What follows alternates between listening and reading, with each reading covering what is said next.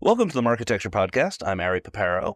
Eric is out this week. I'm joined by Rich Greenfield from LightShed Ventures and LightShed Partners. We have a really exciting show today. We're going to talk about Charter and Disney and the WGA strike and antitrust and the Google antitrust and all this great stuff about media. I'm really excited for the conversation.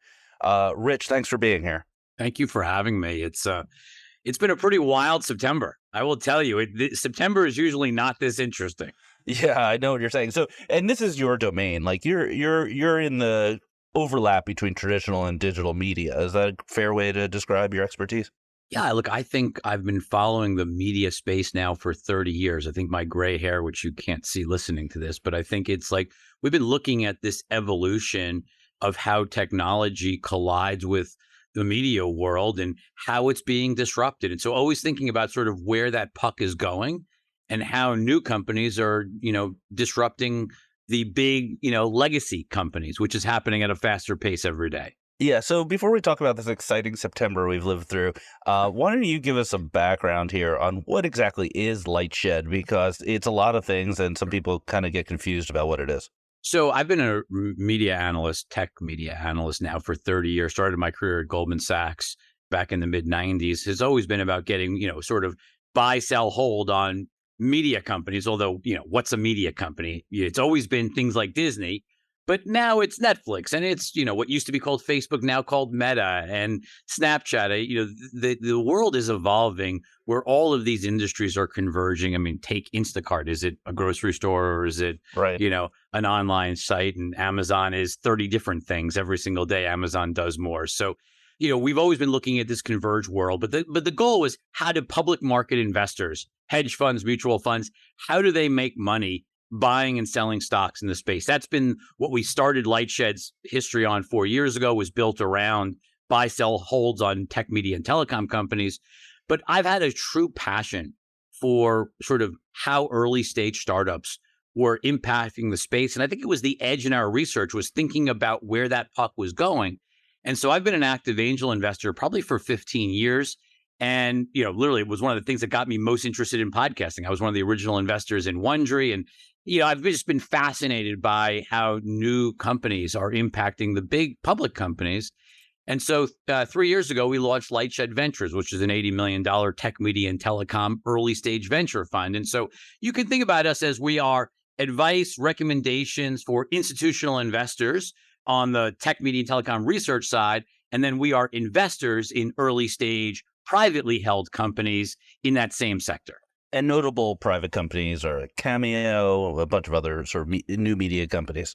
Yeah, Cameo is a later stage. I would think, when you're thinking about us, big high profile bets that we've made. I mean, you've probably seen Telly, which is the world's first free television. We're the largest investor and co-led their last round. We're huge believers in sort of, how advertising, connected TV advertising can really be powerful and be transformative to the television space. Yeah, that's awesome. And you're also a podcaster, so we will need to get a plug in. If you're listening to this, you probably want to listen to Rich's podcast. What's the podcast called?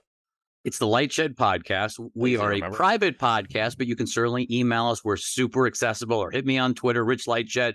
We're happy to have more industry listeners to what the content we're creating every week.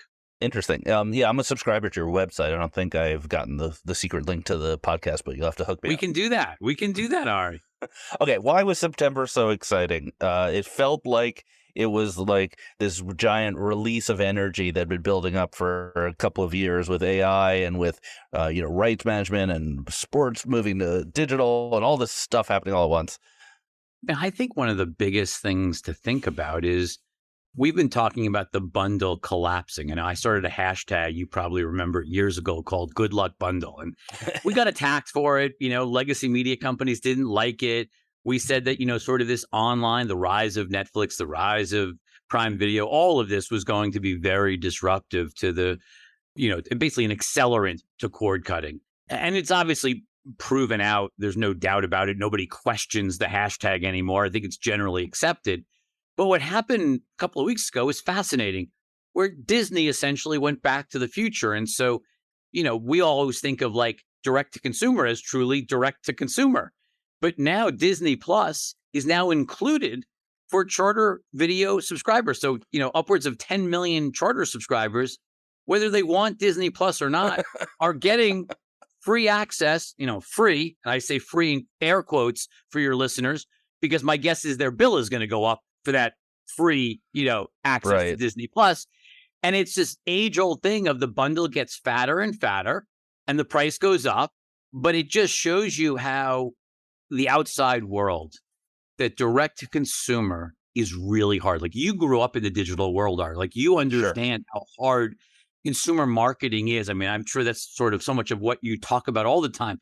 But like, this is a hard business. Think about the cable bundle.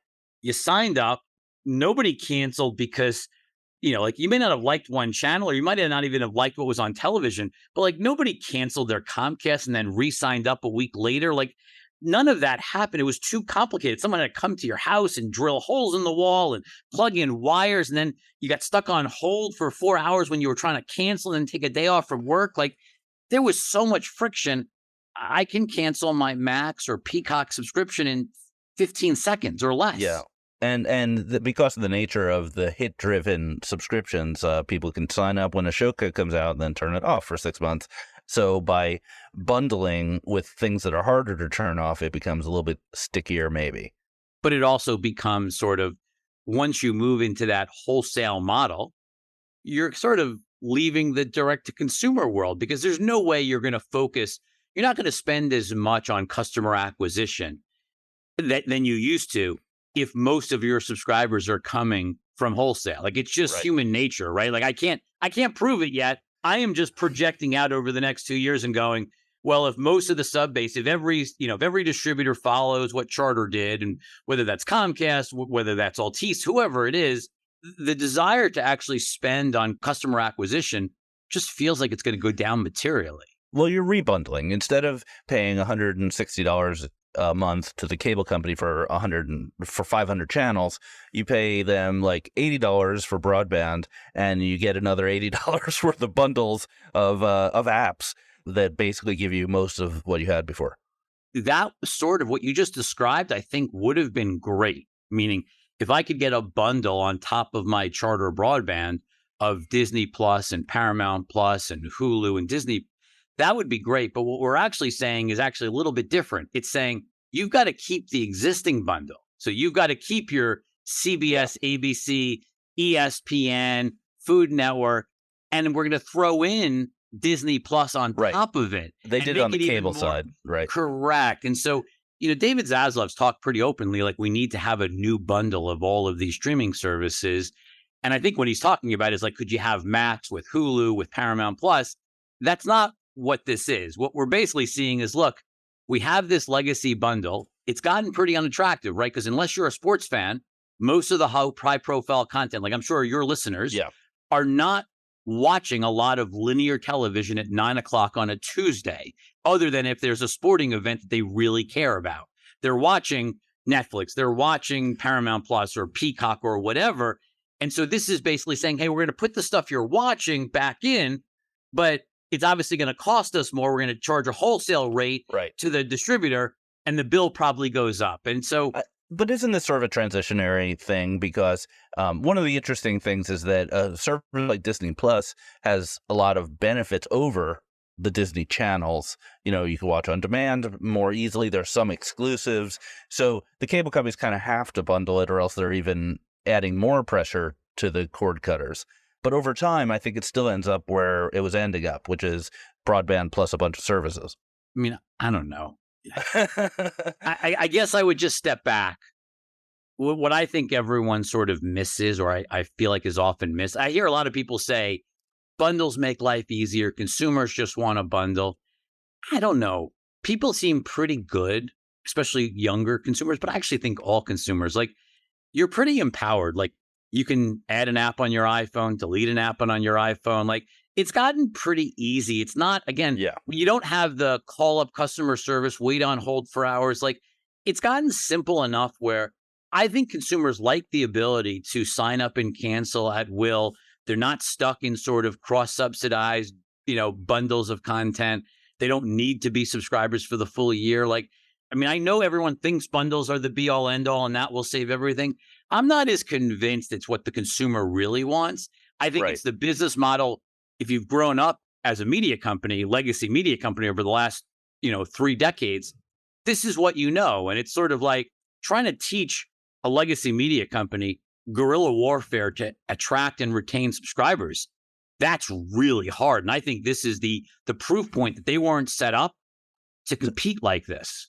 So wait, I want to get a little more detail on this, because my understanding, tell me if I'm wrong, because you followed it a lot closer than I did, was that Disney wanted a more kind of a standard renewal of their bundle, and Charter didn't want that. And the compromise position was, first, Disney removed a bunch of channels. So the bundle got slimmer from the perspective of the cable provider. They didn't have as many garbage channels no one ever wanted to watch. Yep. And then secondly, they got this Disney Plus bundle. And then third, there's some sort of vague promise that when ESPN finally gets off its ass and has a streaming app, that they're going to get it.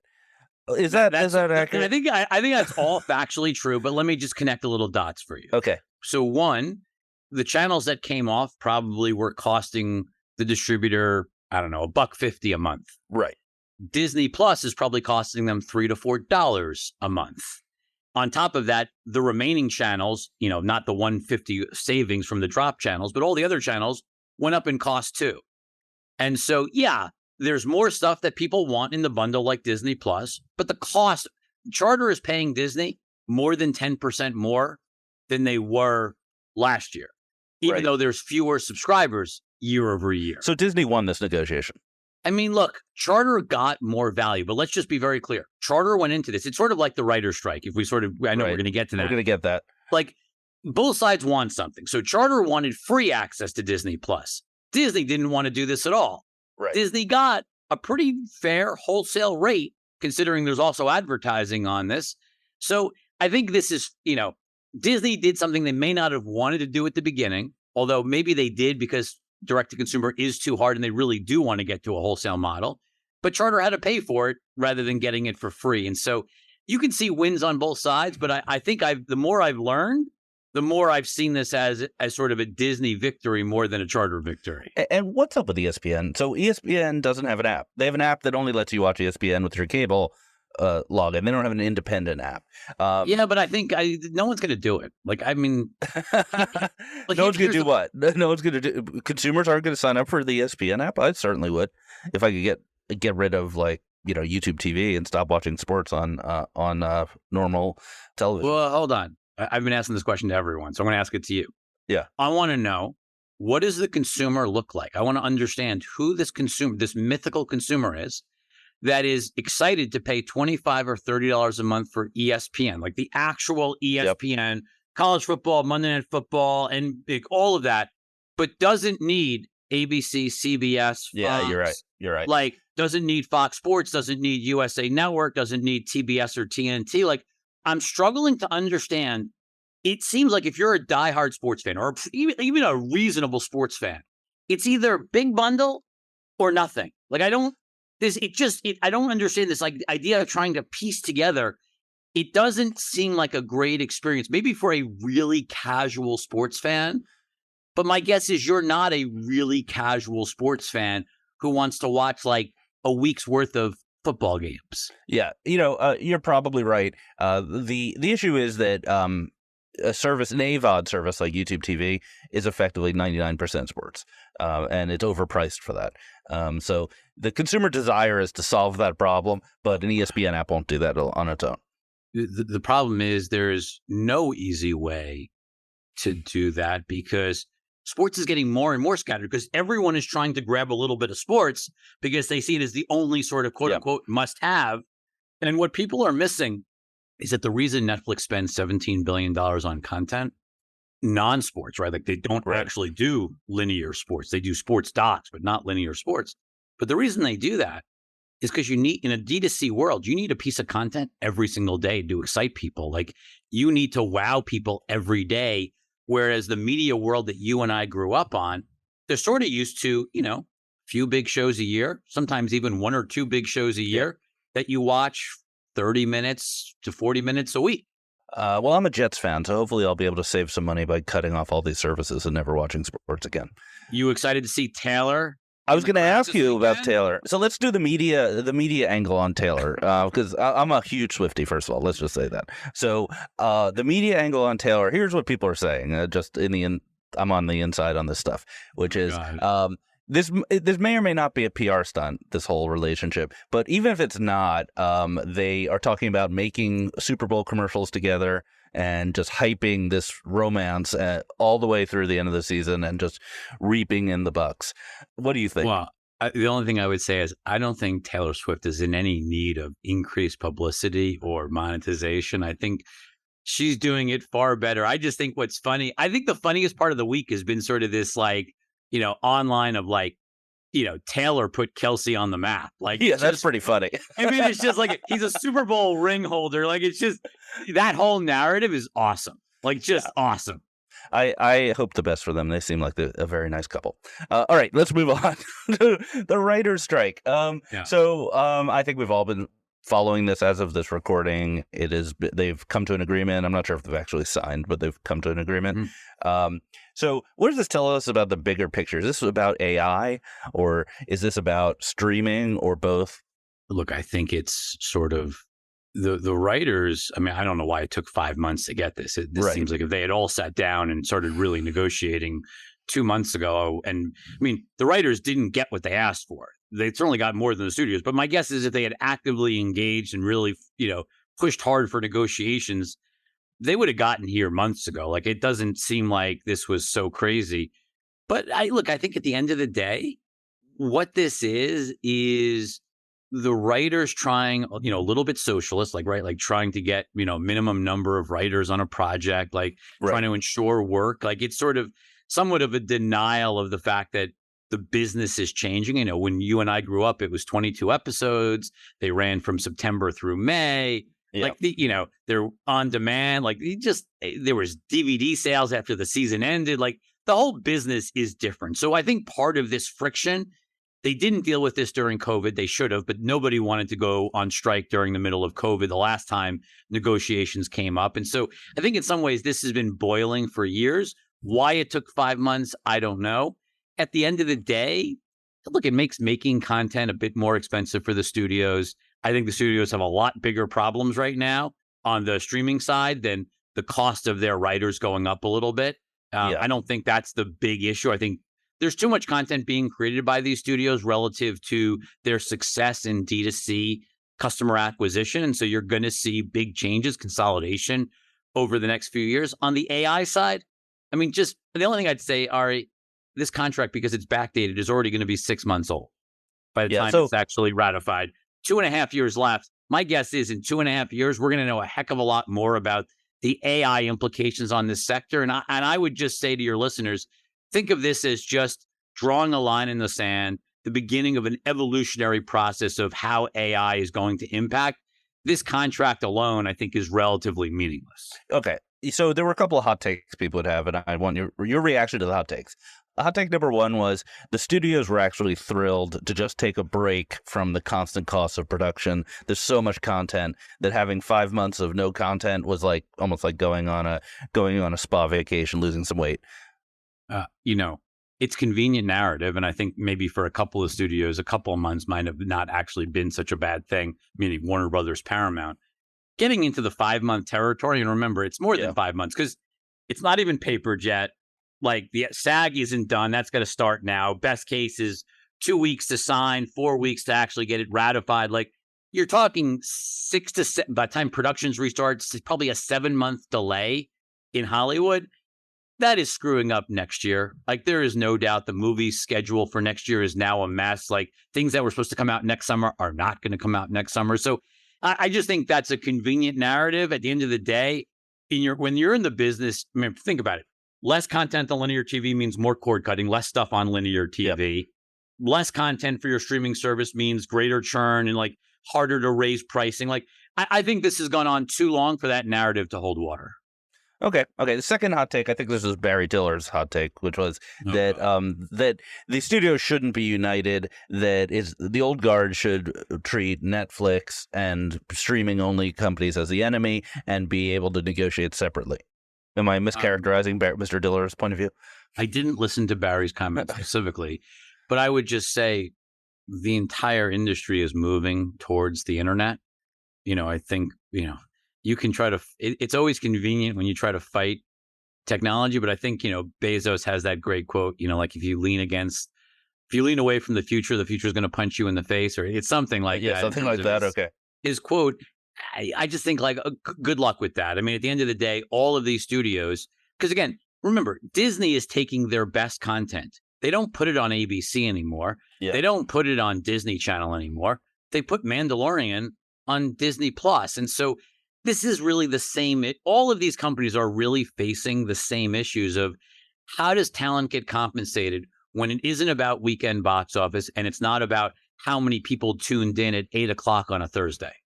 Okay, so this podcast is mostly listened to by ad tech people. So I guess if we zoom out and we think about the connected TV world and the streaming world, I saw this presentation yesterday at Programmatic I/O where the insider intelligence people were saying that connected TV had a huge growth for during COVID, but now it's going to grow like in the high teens in terms of viewership for the next couple of years. But there's a lot more advertising potential. How do you see the market for advertising in this world? Is it stable or is it entering a growth phase? I mean, the biggest issue in connected TV has been supply. I mean, It wasn't that long ago, right, that you basically had Hulu. I mean, I should say, you've always had YouTube, and I think YouTube is sort of the hidden not even sleeping. The non-visible giant in this space is that, over half of YouTube viewership is on a connected TV. They're massive, and so that was obviously a huge piece of it. But if I think very often ad buyers, probably people that listen to this podcast, there's still been this odd segmentation of premium versus UGC. And even though I think a lot of YouTube is actually pretty premium content, at least to my kids and people I know, it's sort of hard to make that distinction anymore, especially when you see something like Coco Melon on YouTube as well as on Netflix. Like, what's the definition of premium versus non-premium? It's sort of arbitrary at this point, but leave that aside. If you think about it, you basically had Hulu and Roku, and then you had, sort of the pure AVODs like Tubi and Pluto, but you didn't have a lot of alternatives. Now you've got Netflix, you've got Peacock, you've got Paramount Plus, you've got Max. They're still, even Disney Plus, they're still pretty nascent though, Ari.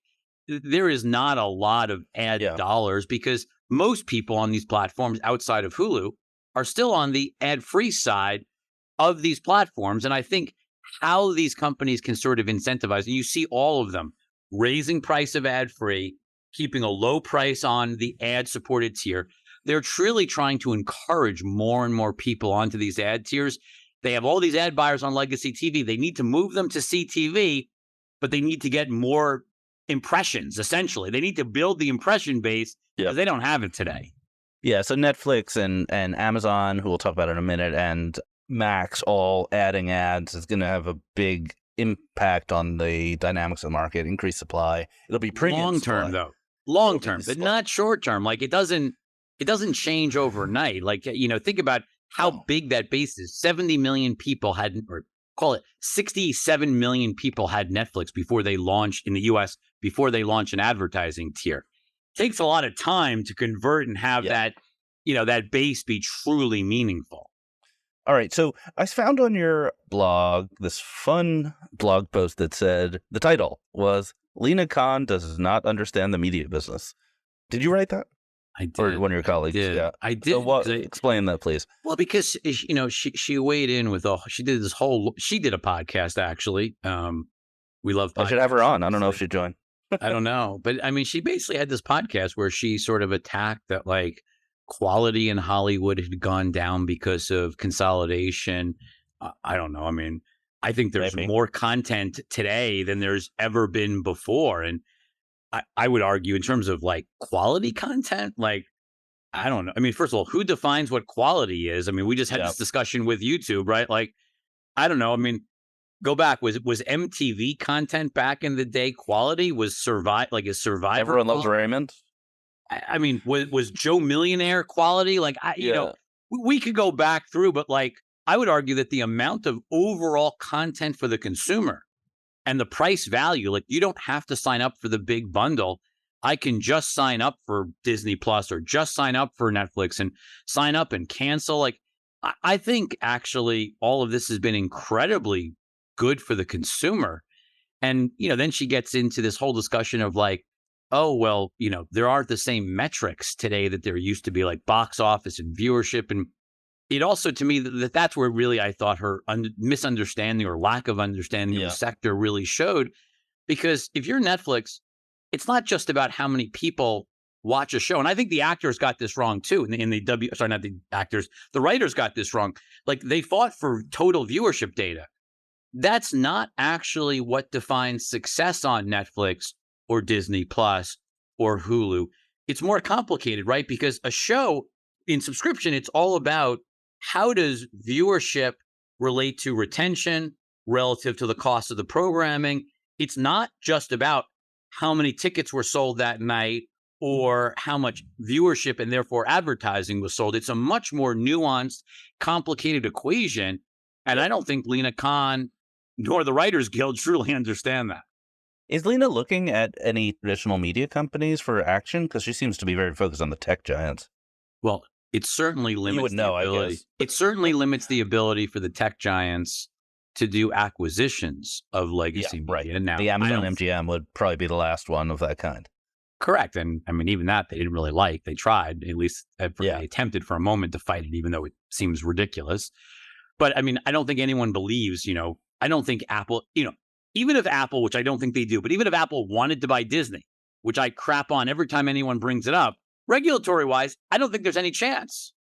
Forget about this country, even overseas. Like, I just don't think it's happening. And so, but the reality is these companies are facing a true existential threat. Their business models being completely upended by technology, and they're going to need consolidation to stay alive. And so to the extent that they can't consolidate, to the extent that NBC Universal couldn't merge with WBD, that's just bad for the media industry. And I fear that concern about her views stops transactions that should happen.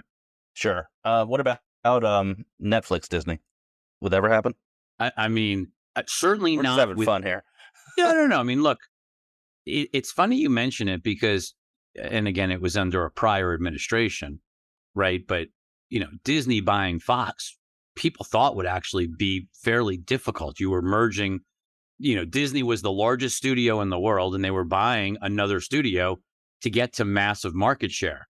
The funny thing is, now Disney Studio hasn't had a hit, and I can't even remember how long, other than Avatar, which was acquired from Fox, but there's been Disney's content is underperforming after underperforming. And it sort of just shows you that there is a healthy enough amount of competition that consolidation really shouldn't be the industry. There is so much competition in the video space that, their fears of consolidation have been very misguided. Disney, Netflix, I mean, look, I don't know whether regulatory wise, it's probably pretty hard. I think the reality, though, is Netflix is not going to buy. They don't want to own cable networks. They don't want to own linear TV networks. Iger's even talked about wanting to sell the non-ESPN cable networks. I think it's really hard. I mean, these are assets that are in secular decline now. You got to run them for cash. I don't think Netflix wants run it for cash assets. Yeah. Definitely the cable would be an asset they wouldn't want. I've also heard Netflix Spotify would make a lot of sense, which I actually do think would make some sense. I mean, look, there's very different cost structures, right? Like when you buy music, you're basically, or when you license music, it's all a rev share, right? So you're sharing most of that revenue back. When you buy entertainment or video content, you're buying it at a fixed price and there is no, revenue share. And so the economic models are totally different, which makes that, I think, difficult. But it's worth pointing out, there's this guy, Ted Sarandos, who is co-CEO of Netflix, that also happens to be on the board of Spotify. if you think about Spotify's challenge, it's having less and less of each dollar go to the recording studios, or what Sure. Which the is why they're in the the podcast labels, right? business. So that's why they're in the podcast business. So if you squint right, you say, well, they're trying to become more like Netflix, and Netflix is going to run out of growth at some point. So maybe that makes sense. Anyway, this is just a fun kind of cocktail speculation that we get to do on this podcast. Let's take a quick break, and then we're going to come back and talk about the news of the week. All right, we're back. So we've got antitrust to start with. Have you been following the Google antitrust trial? We have been following all of these antitrust attacks. I mean, it seems like every day there's a new, Lita Khan, it's funny. No matter how many losses she takes, she doesn't seem to be sort of scared off by attacking yet another company. Yeah, we still have Amazon to talk about. Let's talk about Google first. So I don't remember if we talked about it in last week's pod, but first there was a document that was revealed, a Google Doc that showed that senior executives at the search side of Google were moving the dials around on the way search worked to try to make the quarter. I think we did talk about that last quarter, but I'd love to hear your reaction. And then the second, my favorite thing that happened this week was testimony in the trial from Apple that basically said that they use Bing as kind of a counterparty to get the most money out of Google. And I think maybe not exact quote, but Eddie Q said, Apple makes more money on Bing existing than Bing does. That just gave me a nice chuckle. Well, but because it's literally talking about competition, right? Like having competition drives up the price and makes it more valuable. Does Apple use Google because it's the best search engine or not? Probably a little bit. Probably a little bit, but you have to wonder if it wasn't 90-10 in market share, if it was 60-40, would the whole thing be different? But the fact that it's 90-10 and that consumers really do prefer Google makes it a kind of hard argument to say that it's monopolistic. I mean, do you know anyone who uses Bing? So Microsoft employees now. But that's what I'm saying. Like, the benefits of scale and the flywheel of scale. We see it all over the place, right? Like Netflix is the only service people really spend time with. You can go into YouTube, but like, let's just say YouTube and Netflix are the only two streaming services people spend a tremendous amount of time streaming. I think it's like Google. What's the search engine everyone uses? They use Google. Like there's just sort of this sort of flywheel that once it starts spinning on the internet, it's very hard to break in. And I don't know. I mean, look, we'll see. People obviously are very optimistic, or there's people that are optimistic about what OpenAI integrated and ChatGPT integrated into Bing can do. I don't think we've seen any meaningful shift in market share to date. And, Brandon Ross, one of my partners at LightShed, he likes Bard. He thinks Bard's been better. And you just saw what Mark Zuckerberg's doing with Meta with AI this week. Like, it's very hard to tell whether any of this means anything to search market share at this point. Yeah, it's one of those situations where the technology is actually kind of interesting right now for the first time in 10 years around search. And now the government's jumping in and trying to make an antitrust case, which they probably, in the unlikely event that they are successful in this case, they may have remedies that don't make any sense for the consumers. Look, the government could have stopped Facebook when it was called that back in the day, right? They could have stopped them from buying Instagram. They could have stopped them from buying WhatsApp. Like there's many things they could have done looking backwards, unraveling the onion. It's really hard. We'll see. I mean, I'm skeptical that any of this really, not to mention the government may change over the course of the next 12 months, which is right. A whole nother angle to all of this.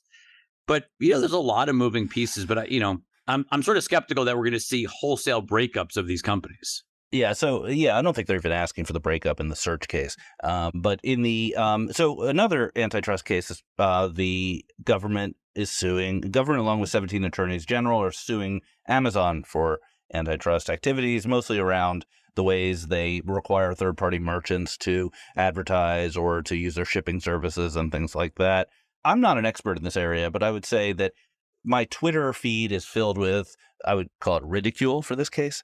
Like the conventional wisdom is that this case is idiotic, that it's that Amazon is by no means a monopolist when it comes to commerce because it's such a big space. What's your take? I mean, do we think that Microsoft is like somehow cornering the market on video game publishing, that them buying Activision was somehow horrible for the video game space? And I mean, especially when these Yeah, that one Activision made no games. sense. Unfortunately, I think we have to look at what's been happening over the last 2 to 3 years in a larger context, right? We can't look at any one of these cases. They all seem relatively absurd and sort of, it feels like the focus is wrong. And I think that's what's, upsetting from our standpoint, is that all of this is adding fear. It's hurting valuations of these companies because it's hurting the potential.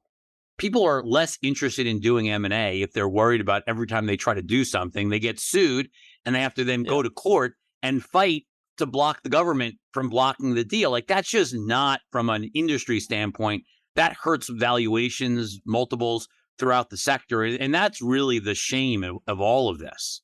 But Well, remember, M&A is one thing. M&A has always been scrutinized. Even the smallest deal, there's always a chance it's not going to go through. But this isn't M&A. This is like vertical integration, where the marketplace starts an advertising business and suddenly it's considered coercive. What are the rules? well, but it's also what percentage funny. market share do you have to have? But just look at what just happened, right? Like, I think you would probably agree with me. I mean, I'll ask you a question. Do you think Yeah. Meta could buy OpenAI tomorrow? No, I don't think Meta can buy anything without being No. sued. So stop right There's there. an yeah. So stop right there.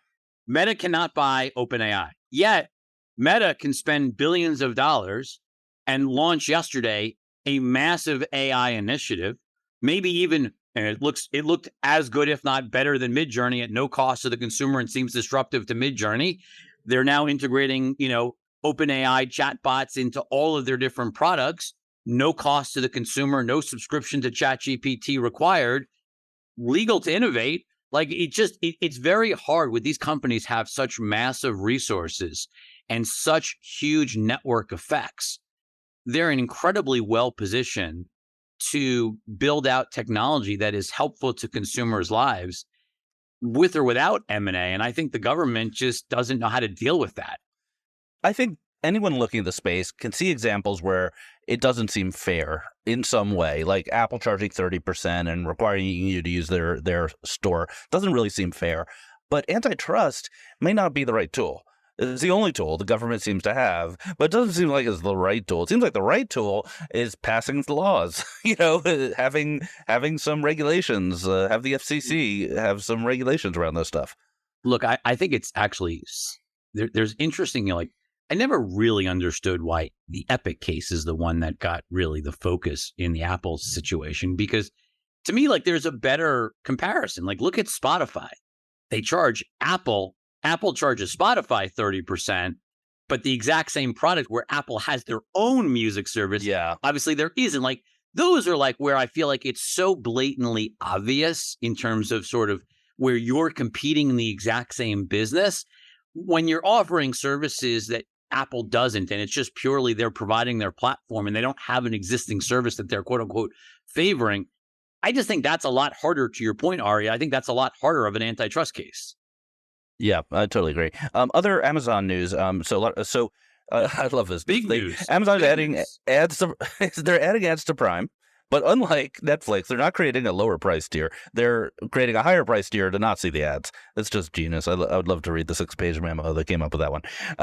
But this seems like a big deal because they also are claiming in a different article that was written by Insider, they got their hands on a pitch for the Prime Video ads. A lot of good info in that article. But one thing was that they claim 115 million U.S. viewers for Prime. A reach of 115 million. What that defines, the daily active engagement, my suspicion is a very small fraction of that 115. But look, this whole announcement over the last week of ads coming to Amazon Prime Video for the vast majority, because very few people are going to opt to the higher ad-free tier, I suspect, because it's not that heavily of a used service relative to something like Netflix. This has been a long time coming. Amazon has incredible data. They needed to build up enough scale in advertising.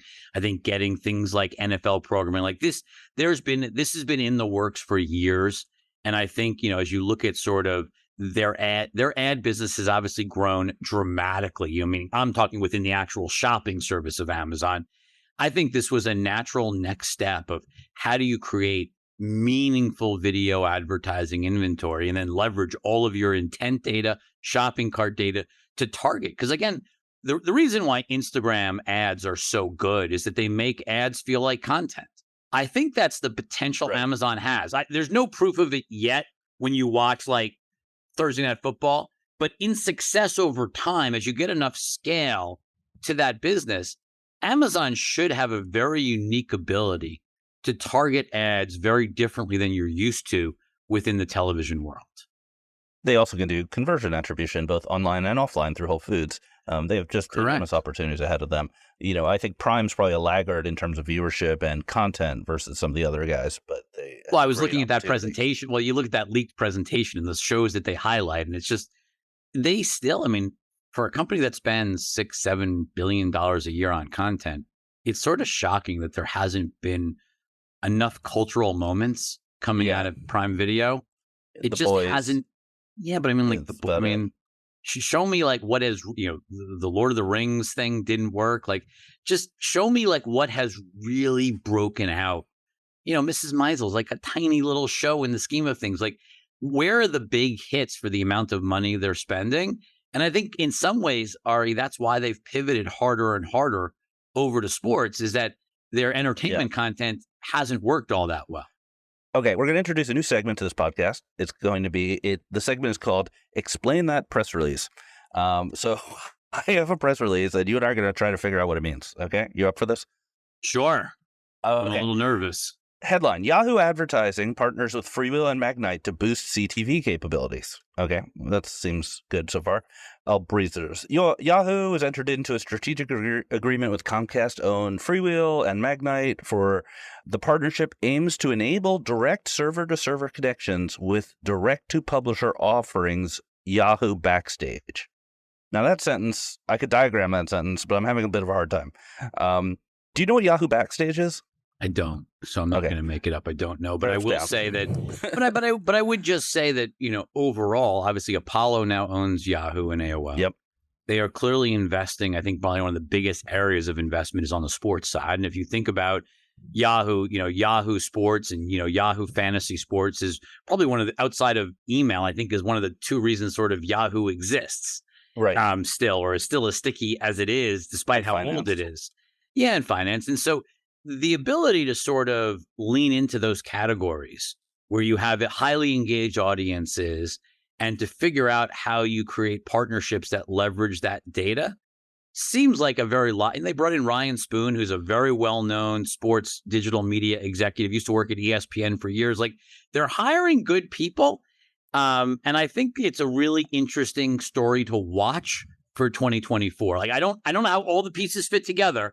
But I do think you want to keep your eye on Yahoo simply because despite everything they've been through, they still have a crazy amount of engaged traffic on people. Because again, email addresses and fantasy sports and even finance are just very sticky categories once you set them up. Look, Rich, I don't disagree with you at all. I'm just trying to understand what this press release is. I have no idea about that press release. Okay, wait. I think I can get to it. A couple paragraphs later, it says, Yahoo Backstage is a direct path to curated premium publisher inventory available exclusively through the Yahoo DSP. I think I know what this is. I think Yahoo Backstage is what the remnants of the Yahoo SSP. That after they shut down the Yahoo SSP, they renamed it Backstage, and it's really just a collection of publisher tags. You could totally be right. I don't know for a fact. But it's because I haven't spent that much time on Yahoo over the last couple of years. I'll skip ahead a little bit more and say, in addition, advertisers gain direct access to this inventory, and the server-to-server connections promise a frictionless exchange of high-quality CTV inventory. So I think basically they're just saying that Yahoo DSP has integrations with Freewheel and Magnite that are slightly better than they used to be. Yeah. We kind of might guess. Thank you for playing. No. I think I failed round one. Yeah, that was a tough one. That we started out. That was like the boss level press release. I always love press releases that are written in other languages. Yeah, exactly. I used to work at Freewheel, so these are my buddies who probably wrote it. So sorry to mock you on the air. Mocking is a fun sign of love. So I think we're out of time, so we're going to close this out. Rich, thank you so much for being here. This is a great conversation. It's going to hopefully October is a little more calm because I don't know if I can take too many more months like September. This has been sort of nonstop news events, but hopefully we get an end to the SAG strike in October so we eventually get some fresh content back on the air and into theaters. Hopefully. Well, stay tuned for our new segment, Justify Your Existence, with Octane 11 coming right up. Rich, thanks again for being here. Thank you for having me. Welcome to Marketecture's Justify Your Existence, where we ask early-stage ad tech and martech startups to tell us why we should care about what they are building. Today we have Dan Rosenberg from Octane 11. Thanks for being here. Yeah, thanks, Ari. Great to be on. Quick disclosure, I am a small investor in Octane 11, but I'm not going to take it easy on you. Small disclosure for me, I usually listen to your podcast at 1.5x speed, so I'll try to slow down a little bit. Yeah, that's generally how I listen to things too. So tell me about the company in terms of, size of the company, when it was founded, where it's based, money raised. Yeah. So Octane 11 is based in New York City. That's where I'm from. That's where I'm right now. And we're a remote first company, actually, that was started during the pandemic. So while New York City is our headquarters, we've got people around the US. Our next largest geography is actually Spain, where they have a great tech scene and, really strong talent. Anyway, we have 16 people full time at this point. Mostly tech and product with a real focus on data engineers. We raised $4.5 million seed round last June. That was led by Javelin Venture Partners in San Francisco with participation from other firms like BDMI, Plug and Play, Circadian, Honeystone, Base Ventures, Hampton, and of course, Aperion Ventures, which is our very first investor back when we started. Right. So Eric's also an investor, just to add to the disclosures. 4.5 is a nice size seed round. So why did they invest in you? What do you do? Yeah, Octane's actually a pretty simple concept. It's kind of like those financial management tools like Mint or Truebill, but for B2B CMOs. We connect up all your paid, owned, and earned marketing platforms, map all the activity to target accounts, and then match all that up to revenue data in your sales CRM to give you that holistic view of marketing performance. You calculate all your KPIs like ROAS across all the channels. And here's the best part. We compare your results to industry benchmarks, so you know where you stand, and we make specific recommendations on where you can save money and improve performance. Okay, so that's super interesting. So is it a budgeting tool or an attribution tool or both? It's a little bit of both. Look, it's a tool that I wish I had when I was CMO. You're using like 20 different tools. You're using email, Google search, Google ads, LinkedIn social, Instagram, Twitter, Facebook, chatbots, ABM ads, webinar tools, Bing search, content syndication, live events. Everything. And there's just no way, really good way to see it all together, how it maps to accounts and how it maps to revenue in one holistic view. So are you pulling in just the financial information, like how much I spent for a given campaign by geography, things like that? Or are the outputs, the clicks, conversions, and other everything coming in? It's all that. It's the spend. It's the impressions, which is reach, engagement, clicks, likes, shares, downloads, everything mapped to accounts, your target accounts that the sales team asks you to target. And then that's mapped to the sales CRM. So you've got all the revenue data, like pipeline stages and all that important stuff. And who's the target customer? B2B CMOs. 100% B2B CMOs. It's great across different industries. We've got clients across a wide range of industries from like fintech, transportation, healthcare, business services, and so on. But it's really for companies that are using a lot of these tools. So once you get to be like a 50 million in revenue and up, companies are they're trying to build these crazy spreadsheets and dashboards and data stacks, and they're spending literally years and millions of dollars. And what they end up with is some custom data stack that's not scalable. It's hard to maintain, can't be compared, and putting CMOs on an island. So it's really just helping them get out of that. And when you say CMOs, are you really limiting to that's the actual person logging in, or is there applicability to the rest of the marketing team? It matters first and foremost at the first step where somebody's looking at activity across all the channels. So that may be a head of digital, it may be like a head of demand gen, but ultimately for sure it's a CMO. And this is like, a lot of times where CMOs are hearing about us and they're saying, hey, like asking their head of digital or head of demand gen or head of analytics to check it out. And you said B2B, is that because of the ABM aspects of it, or is there applicable to B2C? It's really built around B2B. And the main idea is that every engagement across every single touch point, while maybe you're not tracking it's an individual person, you need to know that it's someone who works at a specific company. And that's kind of like the Rosetta Stone that connects all the data across all the channels. Right. So revenue in B2B lags marketing significantly. You have very long cycles in many cases. So how does your tool kind of think about that? No, I mean, that's exactly why this is important, because in a B2B sale, it can be months, it could be quarters, it could be a dozen people or more that need to be influenced. So you really need to build that mosaic of data around that whole group of buyers in that buying team to understand where that particular customer is at. Very different from B2C, where you track an impression, a click, all the way down to a shopping cart. In B2B, Salesforce or the sales CRM is the shopping cart. Right. Are there any customers you can name? Let's see. Yeah, I mean, we've got about 40 companies on the platform right now, but we're literally, I think I was mentioning before, like we're literally about to launch today a new product called the B2B Marketing Impact Audit, which is a very easy way to get on board. And we expect our number of clients are going to grow very fast. But some of the companies that are on, for example, like one company is actually an agency called Encore Digital. You can see they got a little quote on our website. And what's been amazing for them is helping their clients to see the breadth of all the activities that they're supporting for them and how it all connects to actual business revenue. Gotcha. And how does pricing work? Pricing is very simple. It's just a flat fixed fee. And it's really just geared towards the numbers of integrations that you connect into the platform and the size of your business.